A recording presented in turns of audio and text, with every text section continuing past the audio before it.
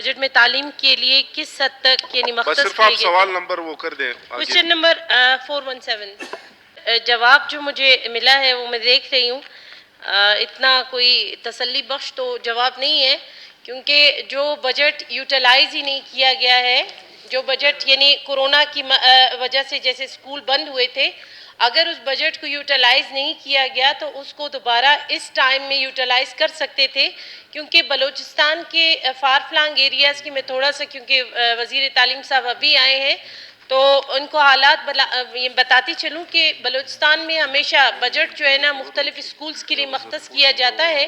جس میں بچوں کے لیے یونیفارم اور شوز اور بیگز اور اس طرح کی چیزوں کے مد میں اسپیشلی دیا جاتا تھا، لیکن کیونکہ لاسٹ ایئر کورونا کی وجہ سے یہ بجٹ استعمال نہیں ہوا، اور اس سال کسی بھی اسکول میں جو ہے نا اس بجٹ سے نہ ہی بچوں کو تعلیمی یعنی چیزیں دی گئی ہیں، تو یہ کائنڈلی آپ اپنے ڈپارٹمنٹ کو بلائیں کہ جو ہب کی صورت میں جو بجٹ ہائی سکولز کو دیا جاتا تھا، جو بعد میں پرائمری اور مڈل سکولز کے لیے یوٹیلائز ہوتا تھا، اس کی آپ ڈیٹیلز کائنڈلی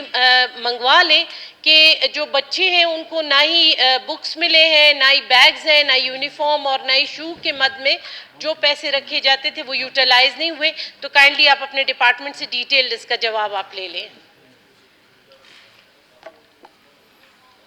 اسمبلی نے کہا یہ بالکل صحیح ہے، کیونکہ میں ابھی آیا ہوں